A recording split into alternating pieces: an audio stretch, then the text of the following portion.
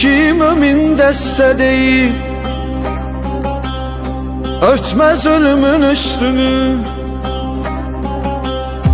Hakkı bolan bir zalim var, ebedi peyman olmaz. Ehli beytə minbər üstə lənət oxutdu o kəs. Güneşin nurunu örtmək zulmətle asan olmaz.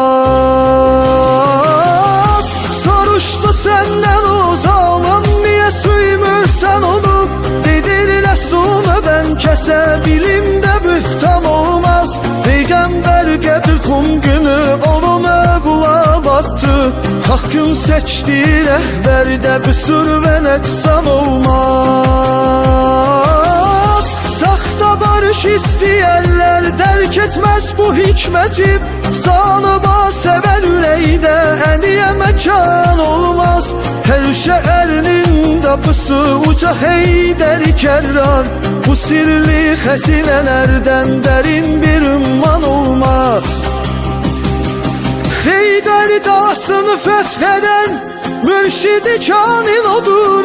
Meydanda süsüdər ilə önündə duran olmaz. Hicət gecəsi canını sipəri ki Resula. Canın fəda eyləyəndən cabiyi qurban olmaz. Gecələr kişə kürəkdə yetimləri axtara. Əlinin şəfqəti kimi dəklərən ovdam olmaz. Cahan durdukça yaşayar möminlərin əmiri. Hakkı axtaran kəslərə başqa bir ünvan olmaz. Xəndək günü ən bilməz, qorxu samanda cala.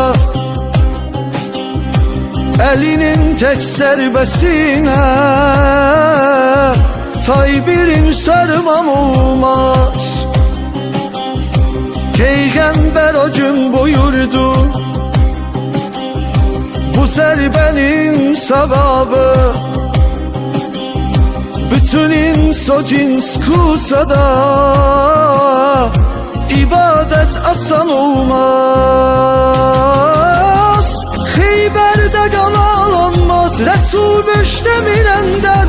Hayra eyle elde bir ki kalbinden atsam olmaz. Sabah olmasa geceydi yaradan hem Resul. Allah ondan rezk olsun, zulmeti hicran olmaz.